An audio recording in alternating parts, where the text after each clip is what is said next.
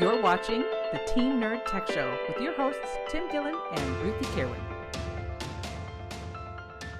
Hello, nerds. Hey, thanks for joining us once again for the Team Nerd Tech Show. This is your host, Tim Gillen with Terrapin Networks in Traverse City, Michigan. And this Team Nerd Tech Show is where we spend about 30 minutes talking about neat tech stuff that mostly has to do with small business, although sometimes just kind of interesting, weird stuff like tech news generally has.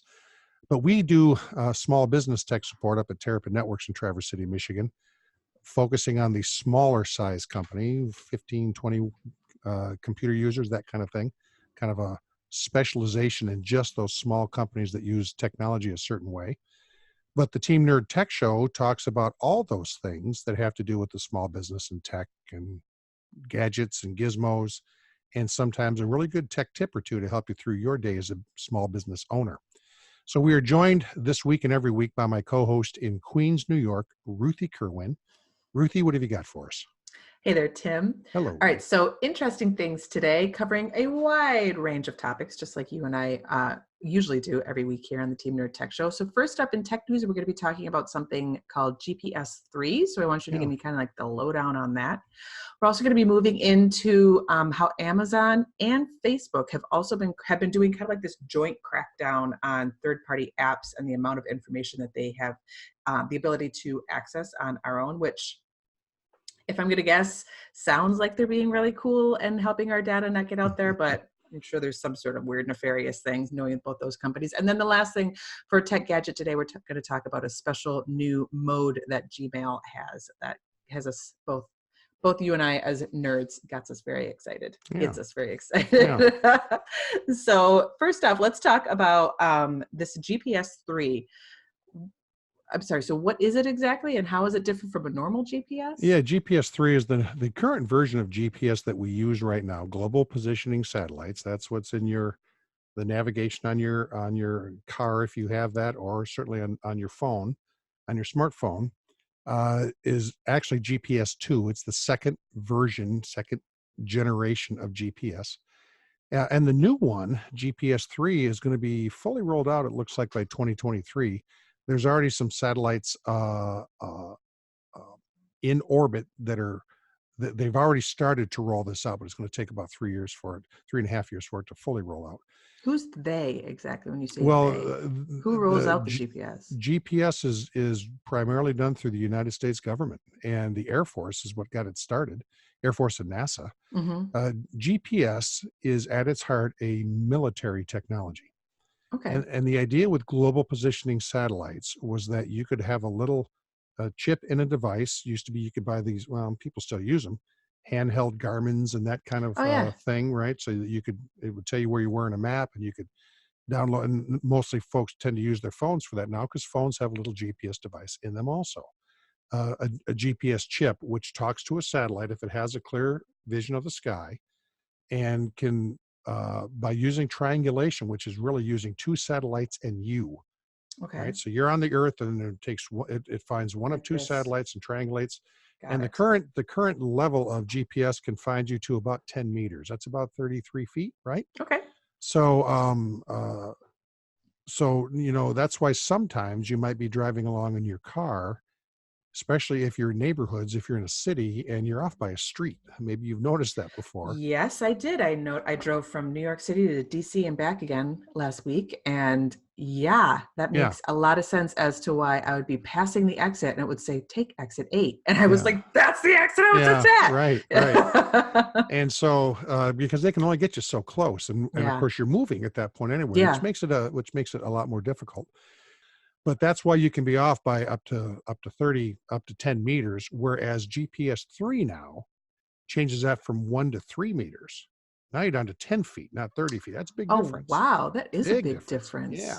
And so when you're out hiking and when people are lost in any number of things, or if you're a military tanks, or if you're an artillery or an infantry group, or you're targeting firepower from airplanes and bombs or missiles, that can make a whole lot of difference for the accuracy. Amount of accuracy, absolutely. And so at its heart, that was all from the military. What happened was the government the United States government kind of got petitioned by private enterprise.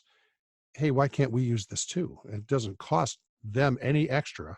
The satellites are already beaming down Mm-hmm. these coordinates, or they're reading the coordinates, I should say. So, but it doesn't cost any extra. It doesn't wear out the satellite quicker if people are using it on their For phone or their anybody else car. to use it, to tap Exactly. into it. Exactly. Being as our tax dollars paid for it anyway, Yeah. why can't we at least have the availability of using it, which was Yeah. a great thing. And they came Absolutely in, makes sense. yeah. And in the 90s, that's when that really started to come out in regular devices.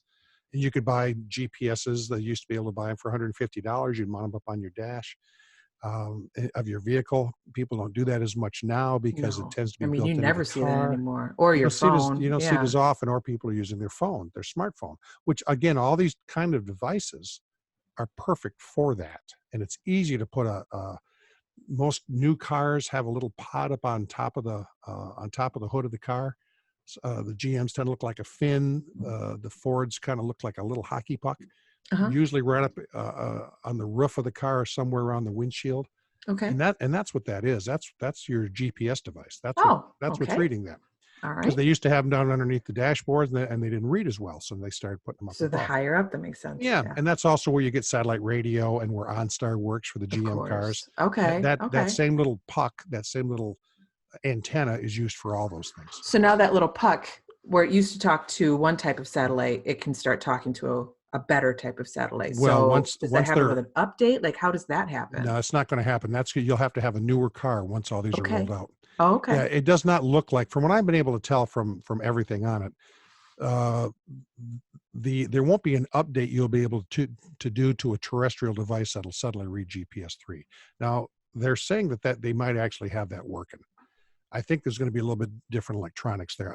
But honestly, I could be wrong on that. I think that's Okay. still kind of to be determined. And this article doesn't give us anything definite as far as what that goes. In I this think article, you're referring to an article that we found here on digital trends, which is what sparked yes, this conversation. And yeah, I will have this linked up both on the Facebook page, the Team Nerd Tech Show Facebook page, and also our website.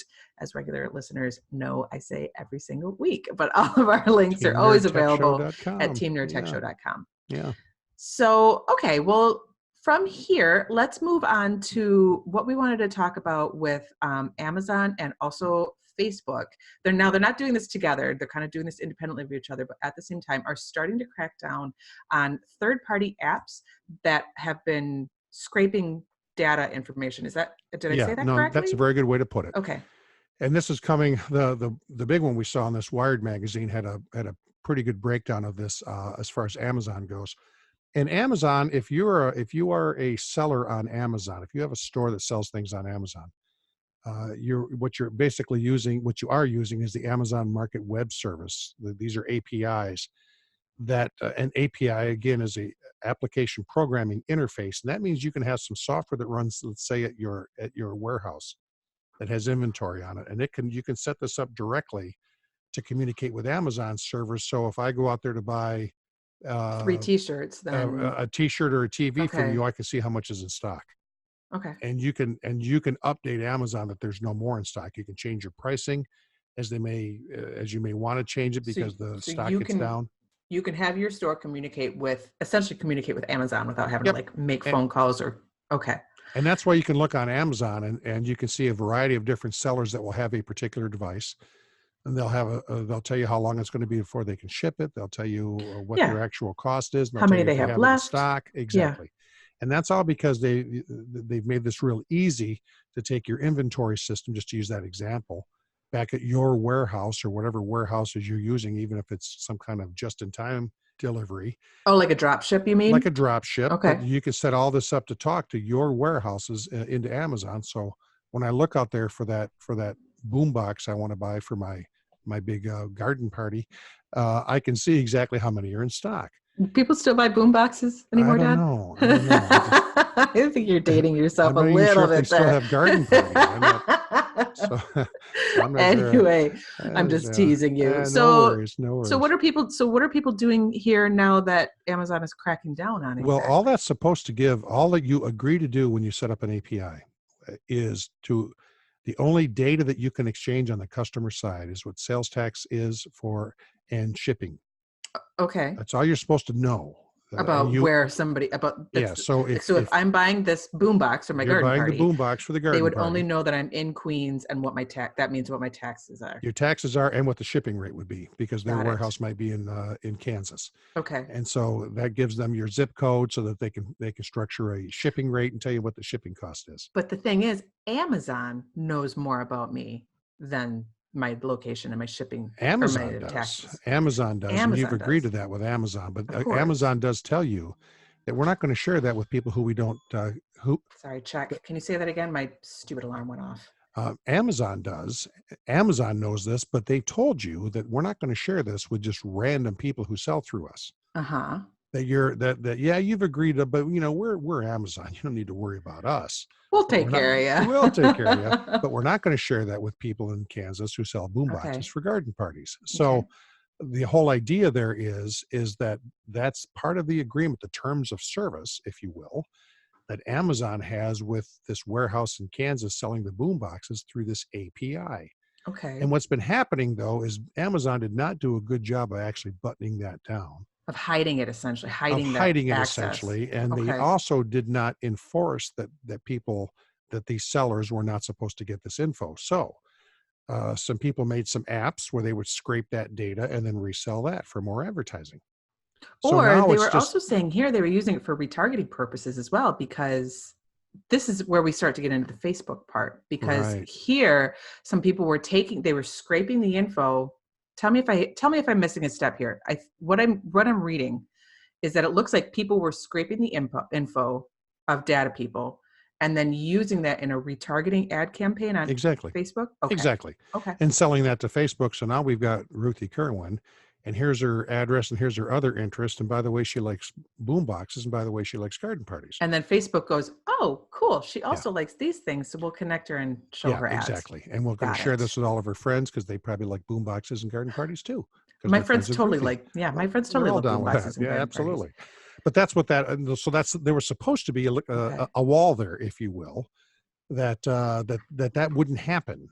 And I think mostly Amazon probably was semi okay with it happening, even though you were Like they violating your terms of service. turned away Yeah, a they little don't bit. care. Everybody makes money when there's a whole lot of advertising. That's kind of how they think of it, and which is one of the things we talk about often.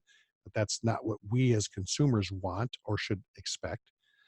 And anyway, through some outside pressure, primarily, they're reining that in, and Facebook got kind of called out the same way, and they're reining it in. Okay. The trend is definitely in the restriction of just letting all your information go out there. And Amazon, Facebook, Google, those are the three, even Microsoft. Microsoft, in some ways, not as much, but on the gaming side, very much. And of course, Apple also, Apple TV and the Apple Mm-hmm. Marketplace. Mm-hmm. And a big part of the revenue stream for these folks, of course, is on the advertising side. So if you sell some blanket, you can hook up with their advertising and target your marketing. So it's not just people who are in their 40s who like to buy things for their homes because they tend to be people who own homes, but this particular subset of people who actually likes wool blankets with these particular patterns. Which winds up being it's a better bang for your buck as an As an advertiser. Of course, advertiser, that's it what you is. want, Yeah. you know? Because you're not just going to a You're generic not just hoping. demographic. Yeah, right, Yeah. right. You're getting much more specific. That's where Amazon, or that's where Facebook, of course, has been their claim to fame right from the get-go. It's not just generic demographics that people in their 50s tend to buy this kind of product, people in their Yeah. 20s tend to buy this. That's a little more general. But not only that, they actually know exactly who's in their 50s. The person who's logging in, we know what their age is and these very specific interests. So if I'm able to get that through these people who are selling boom boxes through the marketplace on Amazon, that's got some value to Facebook, and so everybody gets to make a little bit of money in between. But Hmm. you, as the consumer, are losing a certain piece of your own privacy Yeah. and getting bombarded with even more junk. And so the trend is definitely moving towards putting a little bit of a thumb on that. It's only happening because people are putting pressure on Facebook and Amazon and People Google are starting to get and Apple. irritated. People are getting irritated by it. It's really starting to become obvious that, okay, this is like way more than what I really thought it was. Yeah. And they'll Well, say, it's like well, what yeah, but we you've told said you a that. couple times where you say, it should be an opt-in as Right, opposed to not an an opt-out. opt-out. Yeah, we were talking about Your that. Actually, privacy. I was on WTCM radio last week with Crystal Frost and the Crystal Frost Hmm. Show, and that's exactly what we talked about then. Is this notion that it should be more of an opt-in, not an opt-out. So instead Yes. of you saying, "I want you to keep it private," is them saying, "Do you mind if we share this?" And you have to say yes. Before they can actually share it. It's not them Exactly. being like, we'll take care of you. Yeah, Don't worry because about it. the other way is the default is that they're going to share it until you say no. They go, oh well, if you don't want us to, I guess we won't. Hmm. And Well, so and is I, that what essentially what Facebook is doing here? Were they okay with it? Are they kind of clutching their oh, pearls? they Like, always clutch their pearls. I think Facebook is always okay with the more yeah. stuff they can share, the more money that they make. And they always kind of act shocked that there's gambling going on in this institution, and then they want to button everything all down Hmm. because they want to do what's best because they're here for. But the reality is their They're here for business the model. people. Yeah, they're here for the people, but their business model and their shareholders expect them to make as much money as they can, and of course they do that. And so it's going to take pressure and maybe some legislation. I'm generally not in favor of that, but these tech companies, of course, are not really the free market anyway. They are monopolies. There's no other way to describe it. Hmm. And there's four of them that really have any real impact. Five, I guess, that have any real impact, and they own everything. And people will say, well, if you want to, and maybe six if you include Twitter, if you want a better Twitter, make another Twitter, which is all well and good, but as soon as you get any traction, Twitter's just going to throw $11 billion at you and buy you out, and then Twitter's still Twitter, Yeah. and which is And then they still go because they have that $11 billion yeah, they in have order to such a quash market anybody else position coming. exactly. So These are it's real not really numbers we're talking about, yeah, not real $11 number. Yeah, billion that's dollars, a but there really are 11, they really do. They have, that's what comes with being monopoly. They have the money and the ability and the lawyers and the lobbyists to go along and squash whatever they need to, whatever's in the way. So yeah, I'm with you. I like more legislation always makes me feel kind of like, really? But if it's going to be keeping people safe and our lives private, then well, and the privacy part of it. You can legislate some of the opt-in privacy stuff, and as I've mentioned before, a great example is the GDPR law that's over in the in European Europe. Union, Hmm. and that has a more opt-in. If you've ever gone out to websites, and lately, the last year or so, it's about what time's been, and you pop onto a website, a big thing pops up at the bottom or the top that says about cookies, and you have to Hmm. accept, and whatever you just accept through, you're opting in. That's what that's doing. That's all. If you have any kind of presence in the European Union, which actually is anyone with a website, Anybody. anybody with a website, if you're retaining cookies, and what cookies are, if you go out to a website, if you go out to weather.com, they're going to put a cookie in there, but and you search on weather for a particular zip code, it's going to leave a cookie there that's what you're interested in. So that the next time you go out there, boom, it pops right up. It's really kind of convenient. And but those cookies are really what track you. That's what the tracking comes from, is these cookies, and they can really be convenient, make your web experience better. How long do they follow you around for, these They cookies? stay there until you clear your browser. Every single time? So it just Yeah, stays until you, stays there for years if you don't clear your browser for years. and when you say clear your browser, you mean that the specific setting where it says to clear your cache, correct? Yes, to clear Okay. all your history. That's Okay. what they're talking about with the clear all your history. That's the primary thing that's getting rid of is cookies. And there's different kinds of cookies. But if you log into a place and you go back to it to log in again, and your email address is already there, Hmm. that's a That cookie came that in from a saved that. cookie. That's a cookie that saved that.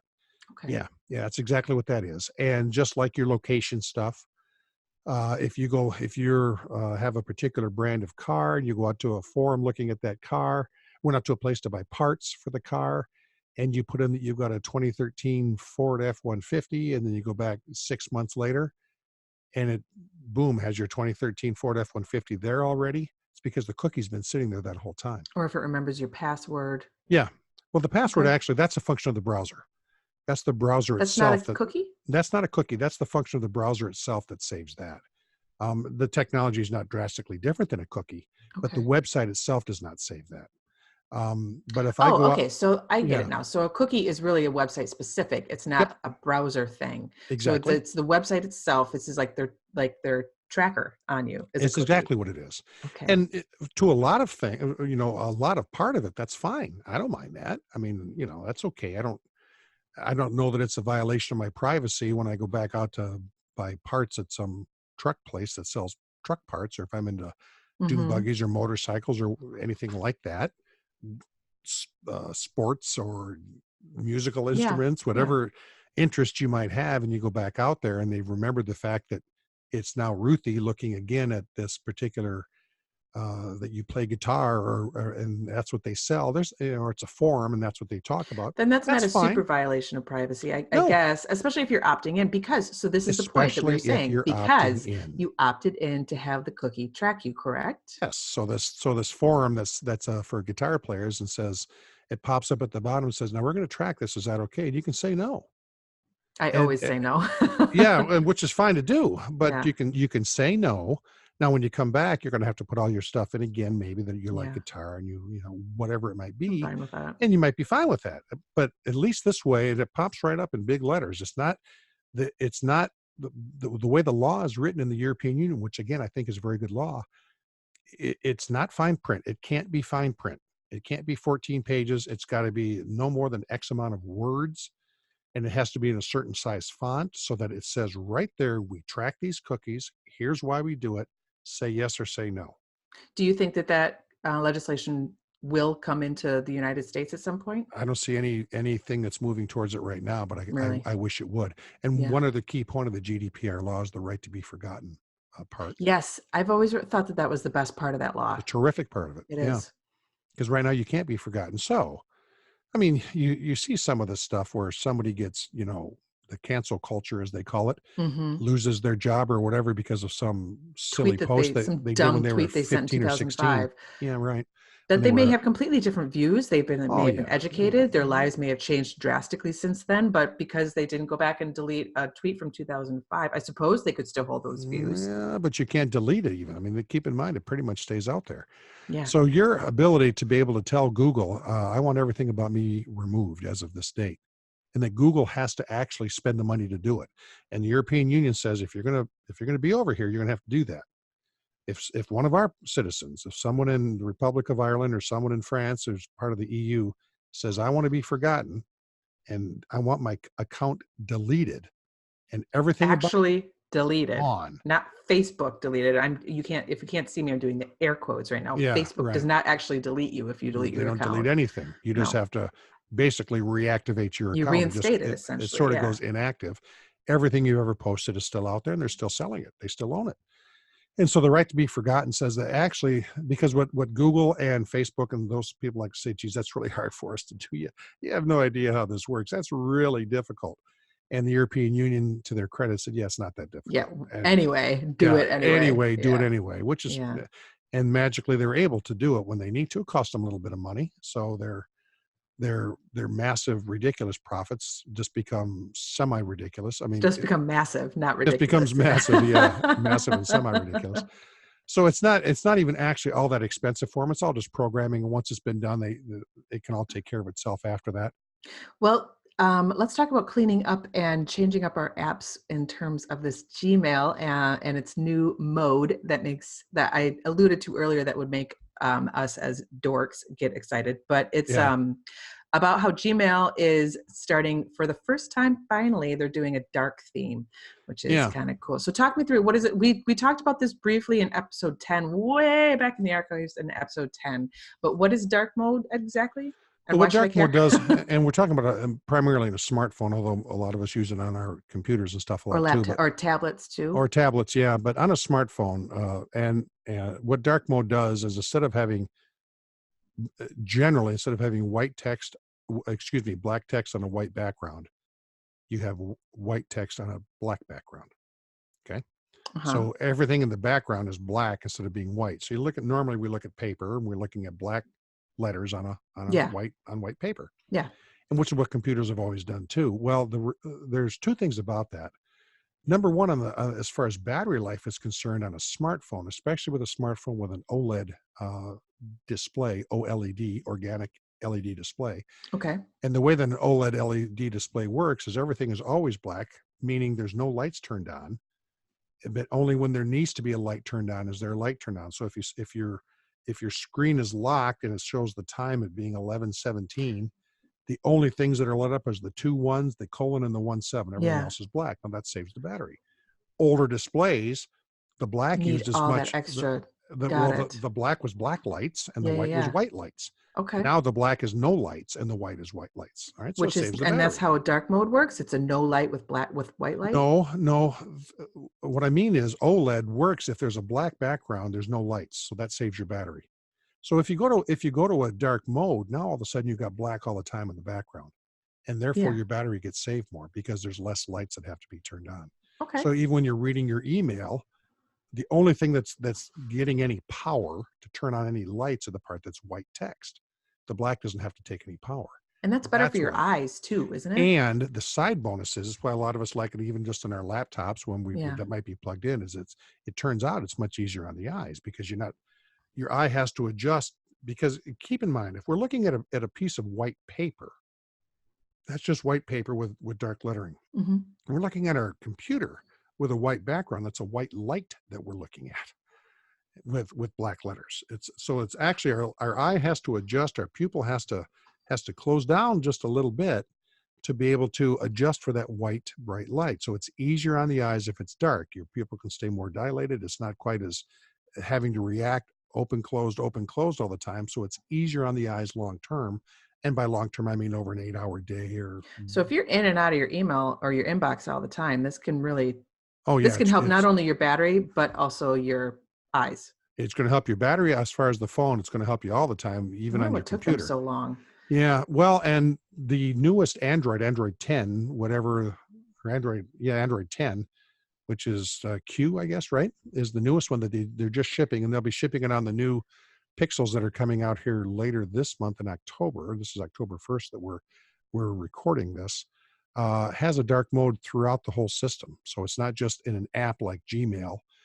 And Windows is moving that direction too. Sometimes they had these really harsh dark modes, everything just black. Yeah. There's a lot of it that's going to a softer gray, which actually is, again, easier on the eyes. And but the Android 10 operating system has a dark mode really across the system. Now, a lot of Okay. apps still won't do it, but this is something that's just continuing to come. More apps will go in your Twitter app, your Facebook app, Twitter on in a browser, Facebook in a browser you can't. But a lot of these have a dark mode or a night mode. They'll call it a Okay. variety of different things. And I encourage everyone to try it because once you get used to it, that's all you're going to want. Most Yeah, people I find. agree. Everything that I Yeah. have with dark mode, I mean, it's almost jarring once you switch back Yeah, to it regular really mode. is. It doesn't take you long to get accustomed to the dark mode, and then it is. You're like, ah, Yeah, right. once It you just seems go so switch back like to a anything spotlight different. right in your It face, does right? Yeah. totally, totally. And that's true whether you're on just a regular computer with a desktop monitor, whether you're Yeah, on a laptop off or a your laptop tablet. Yep. screen or Hmm. a tablet, iPad, or certainly a smartphone, whether it's an iPhone or some kind of an Android, Galaxy phone, Samsung Galaxy, Google Pixel, LG, take your pick. If you can go into some kind of dark mode, try it. And you're going to find you like it a lot. And again, in your smartphone, it's going to save your battery anyway. Yeah, which is always On a any bonus. newer, especially any newer, later model smartphone. Well, I think that's actually all that we have for our talk today, Tim. It is 30 minutes goes by so quickly. So I'm going to say goodbye for this week. And I think let's hang out next week and talk about more Let's dorky, do. nerdy tech things. All All right. right. All Thanks. right. If you've got a question for Tim or I to answer on an upcoming show, you can always give us a call or leave us a voicemail. Excuse me. Our number here is 231-668-9175, or you can send us an email, teamnerd@terrapin.tech. And I'll catch up with you next week. Okay. Okay. Thanks. All right. Bye.